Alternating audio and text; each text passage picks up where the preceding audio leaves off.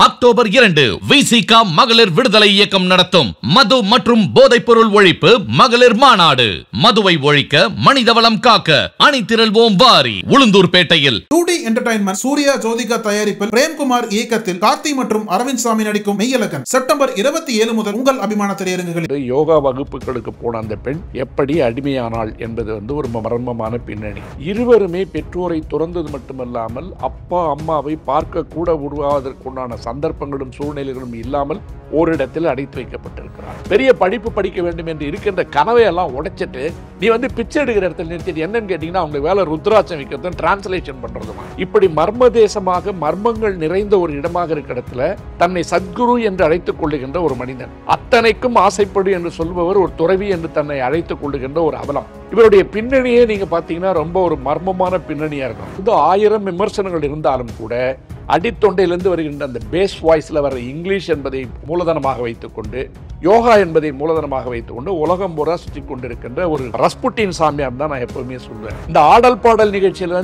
எங்கிருந்தாலும் ஆபாசம் வருகிறது என்ற காரணத்திற்காக உயர்நீதிமன்றத்தில் உத்தரவு போட்டுதான் ஆடல் பாடல் நிகழ்ச்சியை நடத்தணும். ஆனா இவர் என்ன நிகழ்ச்சி நடத்துறாரு? ஆடல் பாடல் நிகழ்ச்சி என்பதனுடைய அடையாளமாக ஆபாசம் இல்லைன்னா கூட விடிய விடிய கூத்தடிக்கிற இடத்துல அங்க என்ன நடக்கிறது?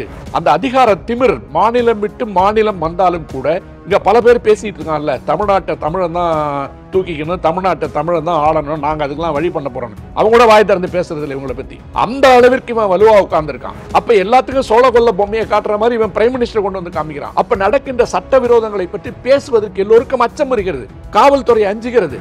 ஆனால் ஆன்மீகத்தை பயிற்றுவிக்கின்ற போதிக்கின்ற நீங்கள் அடுத்த வீட்டு பிள்ளைகளுக்கு கொடுக்கின்ற நீதி என்ன, நியாயம் என்ன? அது என்னடா? அது ஊராம் வீட்டு பிள்ளைங்களுக்கு எல்லாம் நீங்க மொட்டை அடிப்பீங்க, தீட்சை கொடுப்பீங்க, உன் வீட்டு பொண்ணுக்கு கல்யாணம் பண்ணி கொண்டு போய் நிறுத்துவன் என்பது நீதிமன்றம் கேட்க வேண்டிய கேள்வியை விடவும் நிறுத்தி அடித்து துவைத்து கேட்கப்பட வேண்டிய ஒரு கேள்வி. இது வன்முறை இல்லை.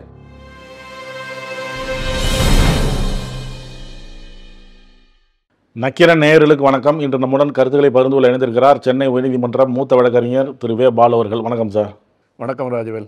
ஜக்கி வாசுதேவ் 2021 நம்ம நீங்கள் சொன்னீங்க, அதை இன்னைக்கு ஹைகோர்ட்டும் சுட்டி காமிச்சிருக்கு. அவர் மேலே பல்வேறு விமர்சனங்கள் வருது, குற்றச்சாட்டு வருது. யானை வழி நடத்த மறைச்சா ஆக்கிரமிச்சிட்டாரு, காடுகளை ஆக்கிரமிச்சிட்டாரு, காடுகளை அழிக்கிறாரு, அழிச்சு தான் அந்த அவ்வளோ பெரிய நிர்வாகத்தை கட்டியிருக்கிறாரு, அங்கே இருக்கிற வனப்பகுதியில் இருக்கிற மக்கள்கிட்ட இருந்து அந்த ப்ராப்பர்ட்டியெல்லாம் பிடிங்கிட்டு விரட்டி அடிச்சிருக்கிறாரு. இந்த மாதிரி பல்வேறு குற்றச்சாட்டுகள்லாம் வருது. இப்போ காமராஜ் வடவள்ளி, கோவை வடவள்ளியை சேர்ந்த காமராஜ் மற்றும் ஒரு மனைவி ஹைகோர்ட்டில் மனு. 2 மகள்கள் யோகா கற்றுக்க போனாங்க, திரும்பி வரவே இல்லை, என்ன நடக்குதுன்னே தெரியல, அவங்களுக்கு ஏதோ ஒரு அழுத்தம் கொடுத்து பேச வைக்கிறாங்க அப்படின்லாம் நீண்ட காலமாக அந்த தொடர்ந்து அந்த வழக்கு நடந்துக்கிட்டே வருது. இப்போ ஹைகோர்ட்டு இதில் தலையிடுது. உங்கள் மகளுக்கு நீங்கள் சொன்னது தான் 2021 முதல் நிச்சயம் அப்படி தான் சொன்னீங்க. உங்கள் மகளுக்கு மட்டும் நீங்கள் பிரம்மாண்டமாக கல்யாணம் பண்ணுவீங்க, ஒரு பொண்ணுக்கு என்னென்ன செய்யணுமோ செஞ்சு செட்டில் பண்ணுவீங்க, மற்றவங்களுக்கெல்லாம் மொட்டை அடித்து சன்னியாசம் பண்ணுவீங்க அப்படின்னு சொன்னீங்கல்ல, அதே கருத்தை இப்போ ஹைகோர்ட்டுன்னு சொல்லுது. மற்ற பொண்ணுங்களை ஏன் இந்த மாதிரி பண்ணுறீங்க அப்படின்னு கேள்வி எழுப்பியிருக்கு. எப்படி பார்க்குறீங்க? ஆன்மீகம்னா என்ன, சன்னியாசம்னா என்ன, ஆன்மீகத்தை வச்சு வருமானம் பார்க்குறது மட்டும்தான் செய்கிறாங்களா, இல்லை எப்படி இதெல்லாம் பார்க்குறீங்க நீங்கள்? நம்ம பார்க்குறத விட மக்கள் எப்படி பார்க்குறாங்கன்றது தான் முக்கியம். அதாவது மக்களுக்கு திசை திருப்புறதுக்கு இன்றைக்கி மிக அற்புதமான கருவி எதுன்னு கேட்டிங்கன்னா கடவுள். எல்லா மதத்துக்கும் எவ்வளோ பெரிய தப்பை செஞ்சாலும் கடவுள் பார்த்துப்பார், இல்லை கடவுள் பேரில் பழிய போட்டு வேலையை பார்த்துட்டு போகலாம். அதனால தான் நரேந்திர மோடி கூட நான் அப்பா அம்மா மூலமாக பிறக்கல, பயாலஜிக்கலாக பிறக்கல, கடவுள்கிட்டருந்து நேராக வந்தேன்னு கதை விட்டார்.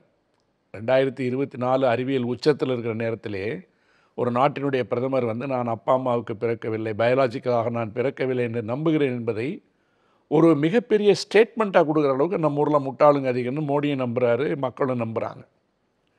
ஜக்கி வாசுதேவ் பிரச்சனையில் 2021 முதல்ல இந்த நிகழ்ச்சியை நான் தொடங்கும் போதே இந்த பிரச்சனையை பற்றியும் நம்ம பேசணும். அதாவது மகாபாரதம், ராமாயணம் எல்லாத்தையும் எடுத்திங்கன்னா அந்த புத்திர சோகம்னா என்னான்னு சொல்லிட்டு புலம்புவாங்க. மகனை இழந்த தசரதனுக்கு எப்படி புத்திர சோகம் இருந்தது, திருதராஷ்டிரனுக்கு என்ன புத்திர சோகம் இருந்தது என்று எல்லோரும் புத்திர சோகம் என்பதை புராணத்திலிருந்து எடுத்து கொடுக்கின்ற நேரத்தில் நமது கண்முன்னே அழுது கொண்டிருக்கின்ற காமராஜுடைய கண்ணீருக்கு இங்கே பதில் இல்லை. காமராஜ் ஒரு சாதாரண மனிதராக தெரியல. அவருடைய பேச்சு வழக்குகள்லாம் பார்த்தா அவர் திருநெல்வேலி மாவட்டத்தை சார்ந்தவராக எனக்கு தெரிகிறது. அதாவது விவசாய பல்கலைக்கழகத்தில் பேராசிரியராக பணிபுரிந்திருக்கின்ற ஒரு மிகப்பெரிய படித்த குடும்பத்திலிருந்து வந்த ஒருவருடைய 2 மகள்கள், லதா, கீதா இல்லையா? அது 2 பெண்களுமே படித்த பெண்களாக இருக்காங்க. வெளிநாடுகளில் போய் படிச்சிருக்காங்க. அதில் ஒரு பெண்ணுக்கு கல்யாணம் பண்ணி அமெரிக்காவில் குடும்பம் வைக்கிறாரு. 1 வருஷத்தில் விவாகரத்து வாங்கிட்டு வந்துடுறாங்க. வந்த இடத்தில் மன அமைதிக்காக நான் கோயம்புத்தூரில் குடும்பம் இருக்க காரணத்தால் நான் யோகா கிளாஸுக்கு போகிறேன் அப்படின்ட்டு யோகா வகுப்புகளுக்கு போன அந்த பெண் எப்படி அடிமையானாள் என்பது ஒரு மர்மமான பின்னணி.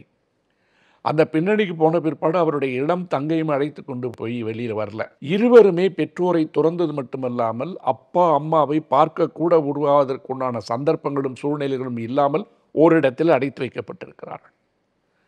18 வயசுக்கு மேலே பெண்களோ பையனோ என்ன வேணால் முடிவெடுக்கலாம் என்று சட்டம் சொன்னாலும் கூட ஒருவருடைய விருப்பத்தை மீறி அவருடைய விருப்பத்திற்கு மாறாக ஒரு இடத்தில் சட்டவிரோதமாக அடைப்பட்டு வைத்திருப்பார்கள் என்று சொன்னால் அங்கே ஹேபியஸ் கார்பஸ் ஆட்கொணர்வு மனு வரும். அதான் போட்டிருக்காங்க. அந்த ஆட்கொணர்வு மனு வரும்போது ஏற்கனவே ஒரு வாட்டி இவங்க 2 வாட்டி போட்டு அதெல்லாம் தள்ளுபடியாகி மறுபடியும் அவங்க இன்னும் விடாமல் அந்த வழக்கை தொடர்ந்துட்டு இருக்கிறதுக்கு காரணம் அவர்கள் மூளைச்சலவை செய்யப்பட்டிருக்கிறார்கள். மூளைச்சலவை செய்யப்பட்டதோடு மட்டுமல்லாமல் அங்கே உள்ளே மர்மமாக பல சம்பவங்கள் நடக்குது. இந்த பல சம்பவங்கள் நடக்குதுன்னு சொல்கிறதுக்கு காரணம் என்னன்னு கேட்டிங்கன்னா 2016 தொடக்கம் 2024 வரைக்கும் இதுவரைக்கும் கிட்டத்தட்ட 6 பேர் மர்மமான முறையில் காணாமல் போயிருக்கிறார்கள் என்பது காவல்துறையினுடைய அறிக்கையில் புலன் விசாரணையில் இருக்குது. இதில் குறிப்பாக தென்காசியிலிருந்து வந்த ஒரு கணேசன் என்பவர் காணாமல் போனது 15 வருடங்கள் அந்த இடத்துல இருந்திருக்காரு. 15 வருடங்கள் அந்த இடத்துல இருந்தப்போ அங்கே இருக்கிற ஒரு மருத்துவர் மேலே போக்சோ குற்றச்சாட்டு இருக்குது. 12 சிறுமிகள் மீது அவர் கை வைத்தார்னு ஒரு போக்சோ குற்றச்சாட்டு விசாரணை நடந்துட்டு. இப்படி மர்ம தேசமாக மர்மங்கள் நிறைந்த ஒரு இடமாக இருக்கிற இடத்துல கடந்த வருடம் கூட ஒரு அம்மா ஓடி போய் ஒரு கிணத்துல குடிச்சு தற்கொலை பண்ணிச்சு. அந்த வழக்கம் என்னாச்சுன்னு தெரியல. இப்போ ஆன்மீகத்தை பரப்புகின்ற ஒரு இடம், தன்னை சத்குரு என்று அழைத்துக் கொள்ளுகின்ற ஒரு மனிதன், அத்தனைக்கும் ஆசைப்படு என்று சொல்பவர் ஒரு துறவி என்று தன்னை அழைத்துக் கொள்ளுகின்ற ஒரு அவலம். இவருடைய பின்னணியே நீங்கள் பார்த்தீங்கன்னா ரொம்ப ஒரு மர்மமான பின்னணியாக இருக்கும். ஒரு தெலுங்கு குடும்பத்தை சார்ந்த ஒருவர், தெலுங்கு பேசுகின்ற குடும்பத்தை சார்ந்த ஒருவர், மைசூரில் இவர் பிறக்கிறாரு. இவங்க அப்பா ஒரு கண் மருத்துவர், அம்மா ஹவுஸ் ஒய்ஃப். இந்த குடும்பத்தில் ஒரு 4-5 பேரோட பிறந்தவர். இவர் பின்னாடி என்ன பண்ணுறாரு, 2-3 பிஸ்னஸ்லாம் ஆரம்பிக்கிறாரு, கட்டடக்கலைக்கு போகிறாரு இல்லையா? அப்புறம் போய் வேறு ஏதோ ஒரு தொழில் பண்ணுறாரு. எல்லாம் முடிஞ்ச உடனே 23-24 வயசில் சாமுண்டி மலையில் உட்கார்ந்துருக்கும் போது இவருக்கு ஒரு ஆன்ம ஞானம் வந்ததை போலவும், அதற்கு பின்னால் வீட்டிற்குள் வந்திருந்த போது அந்த ஆன்ம ஞானம் வளர்ந்ததாகவும், அதுக்கு பின்னாடி கோயம்புத்தூரில் ஏதோ வேலையெல்லாம் பண்ணி, அதற்கு பின்னால் அவருடைய மனைவி எப்படி இறந்து போனார் என்ற மர்மமான கதை ஒன்று இருக்குது. அவர் மேலே அவருடைய மாமனாரே புகார் கொடுத்து அவர் அங்கிருந்து புறப்பட்டு வருவதற்கு முன்னால் அந்த பெண்ணுடைய உடல் எரிக்கப்படுகிறது. இப்படி எல்லா மர்மங்களிலிருந்து 1000 விமர்சனங்கள் இருந்தாலும் கூட அடித்தொண்டையிலிருந்து வருகின்ற அந்த பேஸ் வாய்ஸில் வர இங்கிலீஷ் என்பதை மூலதனமாக வைத்துக்கொண்டு, யோகா என்பதை மூலதனமாக வைத்துக்கொண்டு உலகம் பூரா சுற்றி கொண்டிருக்கின்ற ஒரு ரஸ்புட்டின் சாமியார் தான் நான் எப்போவுமே சொல்வேன். ரஷ்யாவினுடைய கலாச்சாரத்தில் எப்படி பல அரச குடும்பங்களில் புகுந்து குழப்பத்தை உருவாக்கி அங்கே இருக்கின்ற பெண்களை எல்லாம் ஏமாற்றி கடைசியில் அரச குடும்பத்தால் விஷம் வைத்து கொல்லப்பட்ட ரஸ்புட்டின் என்பது போனியமில் ஒரு பாட்டே இருக்கும், ra Rasputin lover of the Russian queen. அது அந்த ரஸ்புட்டினுடைய கதையை சொல்கிற ஒரு பாட்டு இருக்குது போனியமில். அதை போன்ற ஒரு வாழ்க்கை முறையை அமைத்து கொண்டிருக்கின்ற ஒருவர் அரசாங்கத்தில் இருக்கின்ற தொடர்புகளை வைத்துக்கொண்டு அதன் மூலமாக மாநில அரசுகளை மிரட்டி கொண்டு இருக்கின்ற இடத்தில் ஆக்கிரமிப்புகளை செய்து கொண்டு யானை வழித்தடத்தை மறைத்துவிட்டு வனவாசி மக்களுடைய இடத்தை ஆக்கிரமித்து எல்லாவற்றிற்கும் ஆங்கிலத்தில் பதில் சொல்லிக்கொண்டு அதிகார துணியோடு ஆணவத்தோடு திமிரோடு பேசிக்கொண்டிருக்கின்ற ஜக்கி வாசுதேவ். இந்த ஜக்கி வாசுதேவை பற்றி உரிக்கும் போது நம்ம பல தகவல்கள் சொல்லியிருக்கோம். ஒரு முறை பாமா ருக்மணி பற்றி பேசுகின்ற போது கிருஷ்ணருக்கும் அவருக்கும் இருந்த உறவு என்பது சிற்றன்னையோடு இருக்கின்ற உறவு இல்லை, அது ஒரு இன்செஸ்டுவல் உறவு என்று சொல்லப்படுகின்ற ஏற்கப்படாத தகாத உறவு என்ற அளவுக்கு பேசி வட இந்தியாவில் பிரச்சனையாச்சு. பிரச்சனையான உடனே அந்த விஷயத்தை விட்டுட்டு ஓடி வந்துட்டார். ஓடி வந்ததுக்கு பிற்பாடு அர்னாப் கோஸ்வாமிக்கு ஒரு பேட்டி கொடுக்கும்போது தமிழ்நாட்டில் இருக்கின்ற ஜாதிகளை எல்லாம் உருவாக்கியவர்கள் பிராமணர்கள்னு ஒரு பேட்டி கொடுக்குறாரு. அந்த பேட்டி கொடுத்ததுக்கு பிற்பாடு நம்ம ரங்கராஜன் நரசிம்மன் இருக்கார் இல்லையா, அவர் போய் இவர் மேலே ஒரு புகார் கொடுக்குறார். இவர் தமிழ்நாட்டில் கலகத்தை உருவாக்குறதுக்கு முயற்சிக்கிறாரு, பிராமணர்களை பற்றி கொச்சையாக பேசுகிறாருன்னு. அப்படி பிராமணர்களாலேயே எதிர்க்கப்பட்ட ஒரு ஜக்கி வாசுதேவ் எப்படி இப்படிப்பட்ட ஒரு இடத்தை அடைஞ்சார்? அந்த இடத்தை அடைஞ்சாருன்றதுக்கு அவர் கொண்டு வந்த வழிமுறைகள் என்ன?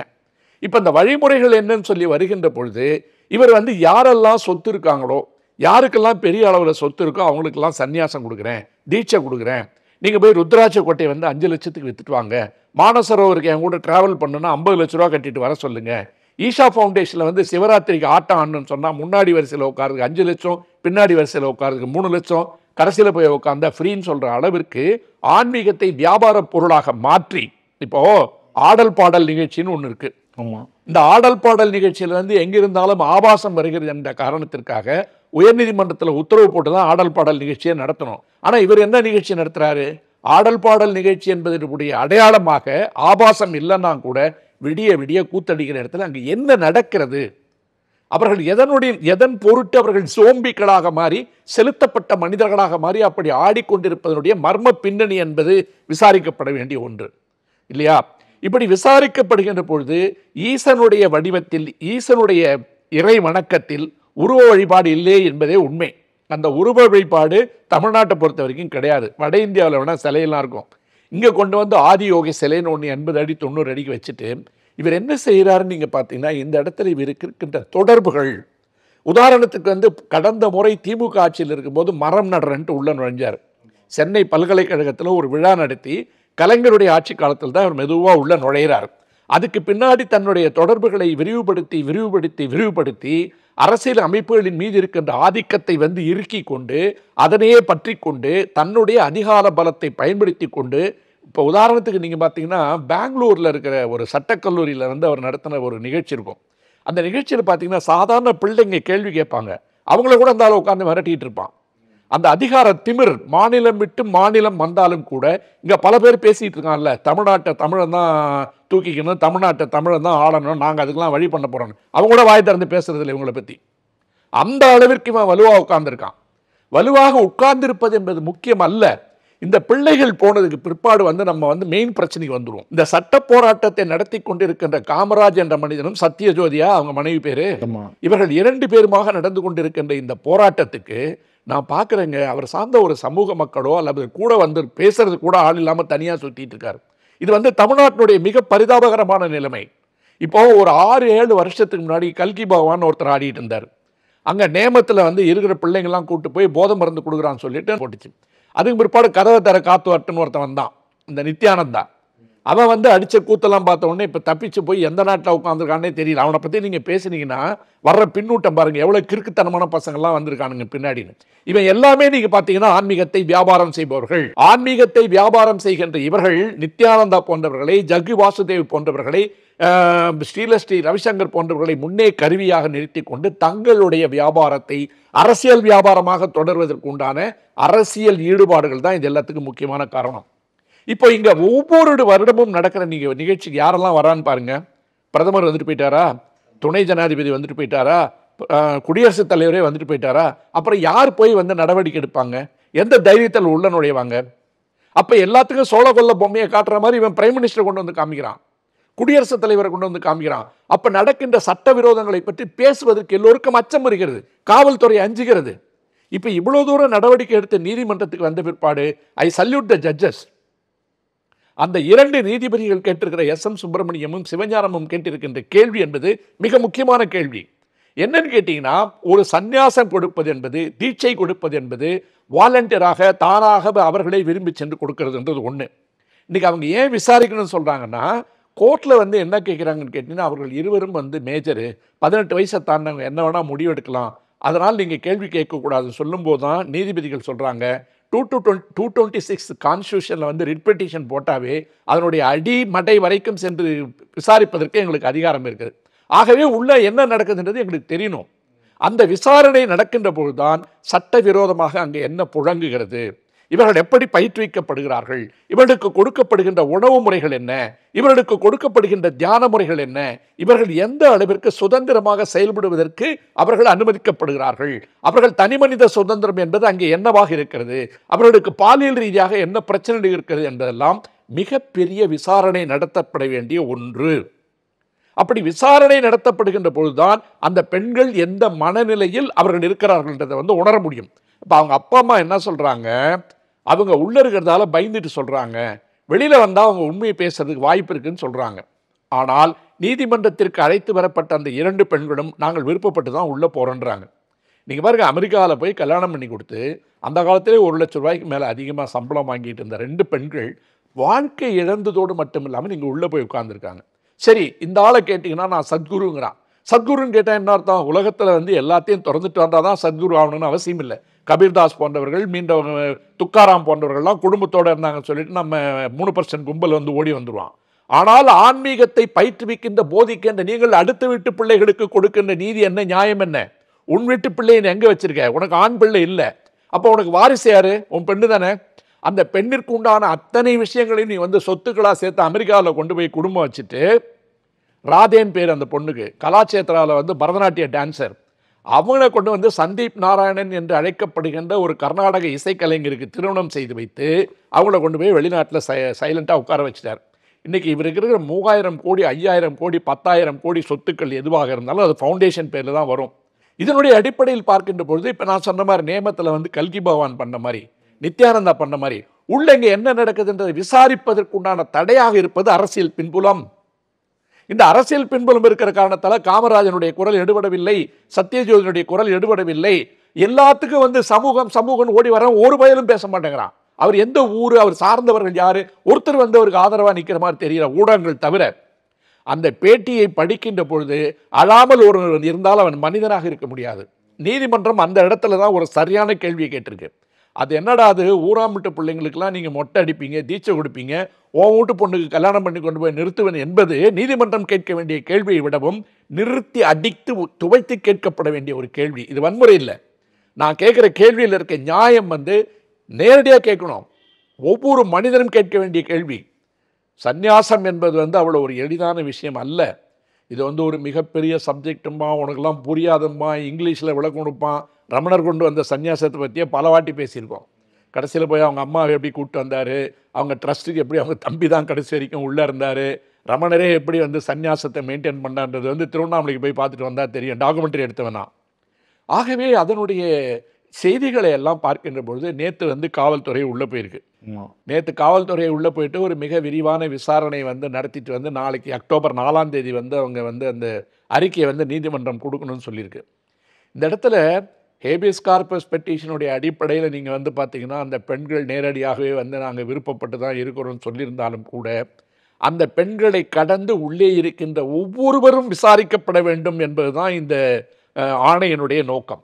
அவதூறு பரப்புறாங்கன்னு அவங்க பதிலுக்கு அறிக்கை விட்டுருக்காங்களே அந்த ஈஷாரங்கள். இது வந்து காலங்காலமாக சொல்கிறாங்க, எந்த இடத்துல மடம் இருக்கோ அதை பற்றி ஒரு புகார்கள் வரும். சங்கர மடத்து மேலே இல்லாத புகாரா? சங்கர மடத்து மேலே இருக்க புகார்லாம் வந்து யார சாமானியை நான் சொல்லிட்டு போனால், ஒரு ஐயர் நடத்துகின்ற மடத்தை பற்றி சங்கர்ராமன்ற ஐயங்கர் தானே குற்றச்சாட்டு கொண்டு வந்தார் இல்லையா?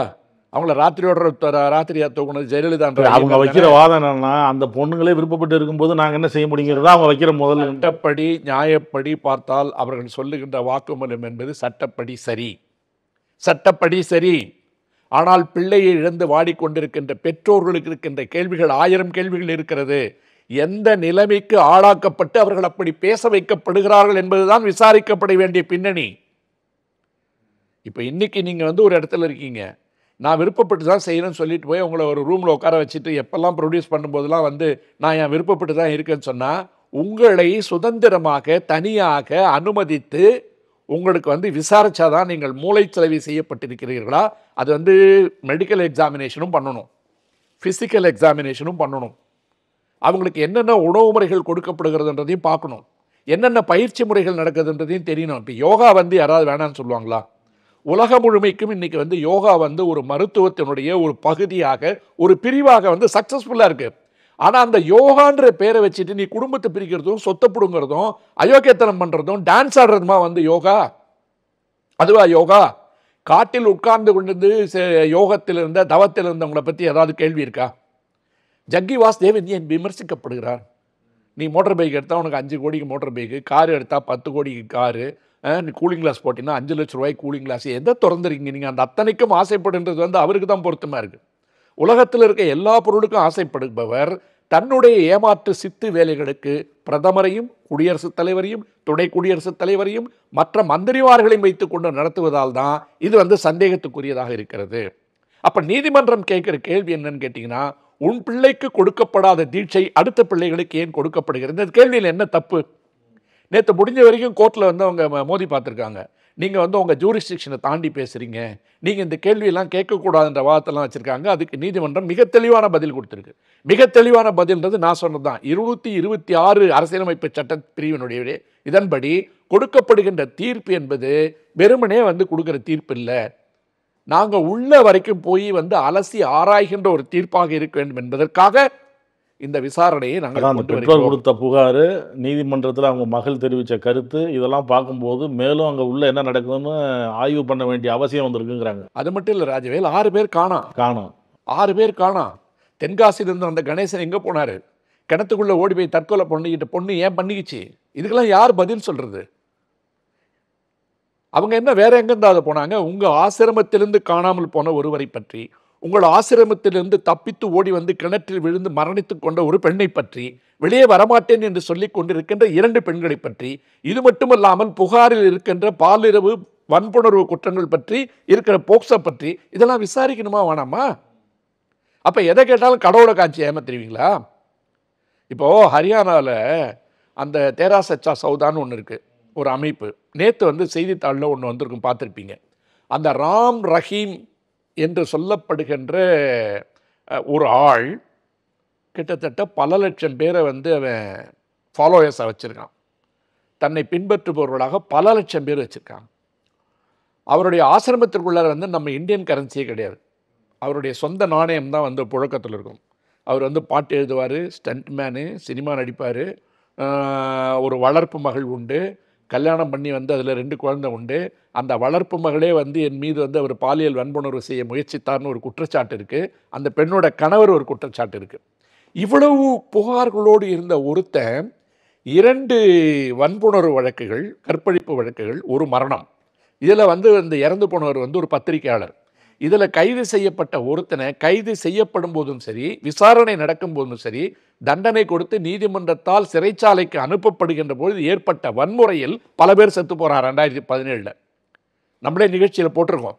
நீதிமன்ற வாசலில் இருந்து அவனை வந்து வண்டிக்கு கொண்டு போகிற வரைக்கும் அவருக்கு பாதுகாப்பாக வந்த அந்த காவல்துறை இருக்கான் பாருங்க, அவனே நின்று அடிக்கிறான். அந்த அளவுக்கு வெறி பிடிச்சிருக்கான்.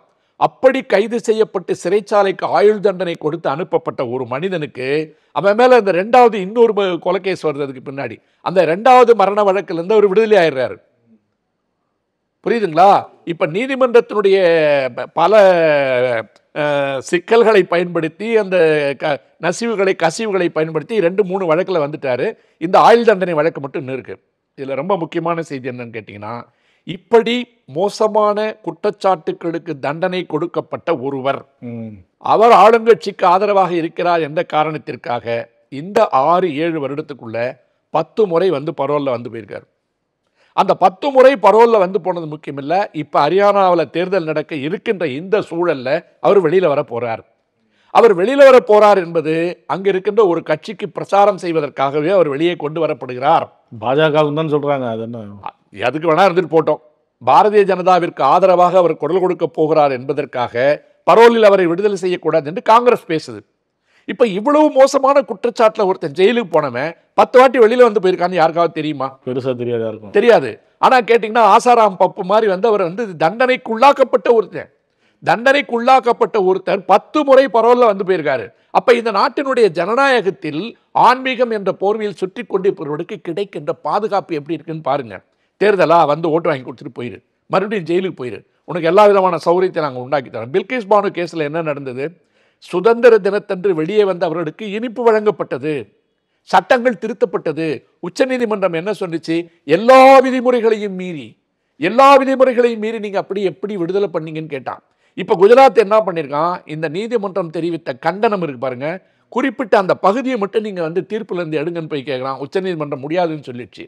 ஆக பில்கிஸ் பானு கேஸில் இவர்கள் பண்ணிய அட்டூழியங்கள் இருப்பாருங்க, நீதிமன்றத்தினுடைய பதிவேடுகளில் இன்னைக்கு இருக்கு. அந்த பகுதியை போய் எடுக்க சொல்றாங்க. மிக சமீபத்தில் உச்சநீதிமன்றம் முடியாதுன்னு. ஏன்னு கேட்டிங்கன்னா, பல தகிடு தத்தங்களை உருவாக்கி அப்படித்தான் நீங்கள் வந்து அவங்களுக்கு வந்து அந்த விடுதலையை கொடுத்தீங்க. முன்கூட்டியே கொடுத்த விடுதலை என்பது சட்ட விரோதம் என்று உச்சநீதிமன்றத்தால் சவுக்கால் அடிக்கப்பட்ட ஒரு தீர்ப்பு. அந்த தீர்ப்பில் இருக்கின்ற பகுதியை எடுக்க சொல்லும்போது கூட உச்சநீதிமன்றம் முடியாதுன்னு சொல்லிடுச்சு. அப்போ பில்கிஸ் பானு வழக்காக இருந்தாலும் சரி, ராம் ரஹீம் வழக்காக இருந்தாலும் சரி, தங்களுக்கு உண்டான மனிதர்களாக அவர்கள் மாற்றிக்கொள்வதற்கு முயற்சிக்கிறார்கள். இந்த டெக்னிக்கெலாம் தெரிஞ்சுதான் நித்யானந்தா எப்போ கேட்டாலும் இந்துத்துவம் ஆன்மீகம் தவிர வேறு எதுவும் பேச மாட்டான். இவன் எங்கே கை வச்சான், என்ன பண்ணான்றதுலாம் வெளியில் வராது. தப்பிக்கிறதுக்கு இந்துத்துவ ஆன்மீகம். ஆக இதை போன்ற போலி மனிதர்களால் கொண்டு வந்து நுழைக்கப்படுகின்ற ஆன்மீகம் தான் கேள்விக்குள்ளாக்கப்பட வேண்டிய ஆன்மீகம். அப்போ நீங்கள் புத்திர சோகம்லாம் புராணம் பேசும்போது காமராஜுக்கு அது பொருந்துமா பொருந்தாதா? ஒரு ஒரு ஒரு ஒரு மனிதனுக்கு வாழ்க்கையில் எதுங்க பற்று? எது பற்று? ஒன்று வாழ்க்கை, ரெண்டாவது வாழ்க்கை மூலமாக கிடைக்கின்ற பிள்ளைகள். அதனால் பிள்ளை செல்வம்ங்கிறோம். அந்த பிள்ளை செல்வத்தை இழந்த பிற்பாடு அவங்க வாழ்க்கை அது வெறுமையா இல்லையா? அப்படி போகின்ற 2 பெண்கள் அப்பாவை பற்றி ஏதாவது குறை சொல்லிட்டு போனால் பரவாயில்ல. படித்து வளர்த்து ஆளாக்குவதற்கு உண்டான அத்தனை பாடுகள் எவ்வளோ கஷ்டப்பட்டிருப்பாங்கங்க, எவ்வளோ பணம் செலவு பண்ணியிருப்பாங்க இல்லையா? ஒரு படிக்காத குடும்பமாக இருந்தால் பரவாயில்ல, ஏதோ ஒரு பிற்படுத்தப்பட்ட சமூகத்திலிருந்து ஒரு சமூக அடையாளமாக என் பிள்ளைகள் வெளிநாடுகளுக்கு போக வேண்டும், பெரிய படிப்பு படிக்க வேண்டும் என்று இருக்கின்ற கனவை எல்லாம் உடைச்சிட்டு நீ பிச்சை எடுக்கிற இடத்துல நிறுத்திட்டு என்னன்னு கேட்டிங்கன்னா அவங்களுக்கு வேலை ருத்ராட்சம் வைக்கிறதும் டிரான்ஸ்லேஷன் பண்ணுறதுமா. இன்றைக்கி கூகுள் டிரான்ஸ்லேஷன் பண்ணுது. சாதாரணமாக போட்டிங்கன்னா கூகுள் டிரான்ஸ்லேஷன் பண்ணுது. எதுக்கு 2 பெண்களுடைய வாழ்க்கை அழிக்கிறீங்க என்று கேட்டிருக்கின்ற இந்த கேள்வியின் மூலமாக நீதிமன்றம் நிமிர்ந்து நிற்கிறது. அவர் நம்மள்கிட்ட பேட்டி ஒரு வருஷத்துக்கு முன்னாடி கொடுக்கும்போது, நான் பல மாணவர்கள் PhD உருவாக்கி இருக்கிறேன், ஆனால் எனக்கு 2 பொண்ணுங்களை இந்த மாதிரி பண்ணிட்டாரு. நான் அவரை பார்த்ததும் இல்லை, ஒன்றும் இல்லை. இதை எனக்கு கேட்கும் போதே இதை அப்படியே அது எனக்கு பேச வர மாட்டேங்குது சில நேரங்களில். அதாவது ஆன்மீகம் என்பது ஒரு அற்புதமான பொருள். ஆன்மீகம் என்பது ஒரு மனிதனை சுத்தப்படுத்துவது, நல்வழிப்படுத்துவது, கடை வழிக்கு கொண்டு செல்வது இல்லையா? ஆனால் அதை ஒரு வியாபார பொருளாக மாற்றுவதற்கு, அடுத்தவர்கள் குடும்பத்தை அழித்து அந்த பாட்டை மீது நடந்து செல்வதற்கு உன் ராஜபாட்டை உருவாகும் என்று சொன்னால் அது உடைக்கப்பட வேண்டிய பாதை. அந்த கேள்வியை ஒரு அப்பாவாக இருந்து பார்த்தா தான் தெரியும். பைத்தியக்காரன் எவனால் பேசுவான், இது என்னங்க பொண்ணு வளர்ந்த பொண்ணுட்டே, உங்கள் வீட்டில் இருக்க பொண்ணு ஓடி போனாதாண்டா உங்களுக்கு தெரியும், உங்கள் வீட்டில் இருக்க பொண்ணு அப்படி போய் உட்காந்து பேசினாதான் உங்களுக்கு தெரியும். அந்த இழப்பு என்பதை உணர்வனுக்கு தான் இதயத்தினுடைய வலி தெரியும். மூளையினுடைய ஒவ்வொரு அணுவும் தூங்க விடாத ராஜவேல்.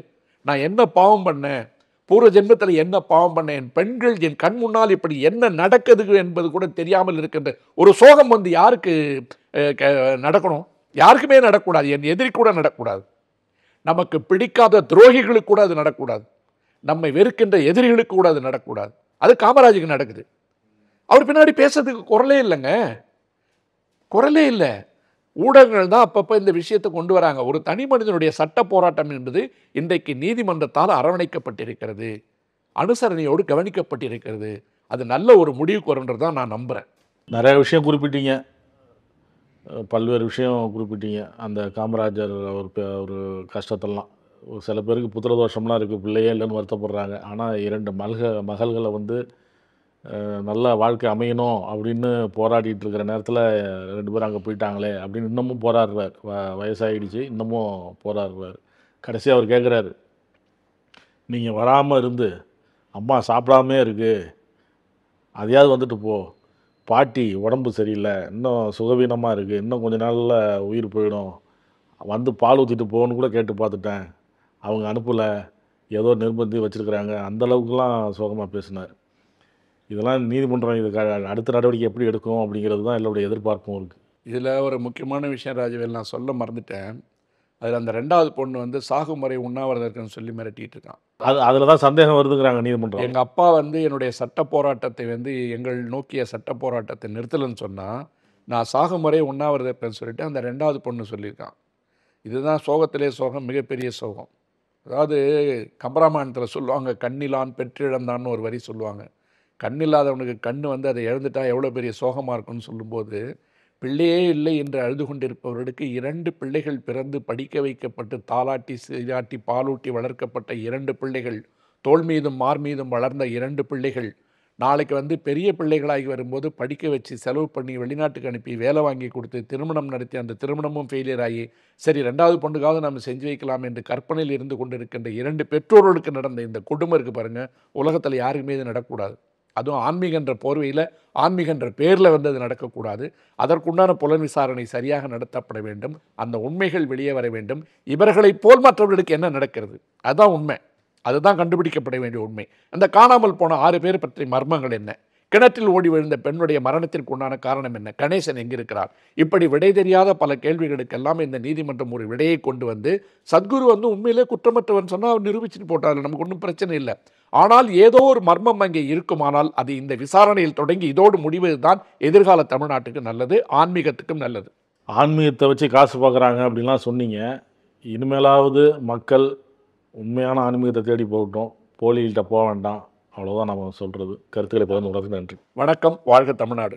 உங்கள் நக்கீரன் இதழில் கதாசிரியர், தயாரிப்பாளர், இயக்குனர் என பன்முகம் கொண்ட திரைக்கலைஞர் VC குகநாதன் எழுதி வரும் சினிமா கொட்டகை. பரபரப்புக்கு பஞ்சமில்லா தொடர். வாங்கி படியுங்கள். நக்கீரன். நக்கீரன் டிவிக்கு சப்ஸ்கிரைப் செய்யுங்கள். உங்கள் ஆதரவே எங்கள் பலம். ஆசிரியர்களுக்கு நண்பனாகவும் மாணவர்களுக்கு ஆசானாகவும் திகழும் தேர்வு வழிகாட்டி. ஒவ்வொரு பாடத்திற்கும் அனுபவமிக்க ஆசிரியர்களின் துல்லியமான தெளிவான விடைகள். CNC இருக்கு, தேர்வு பயம் எதற்கு?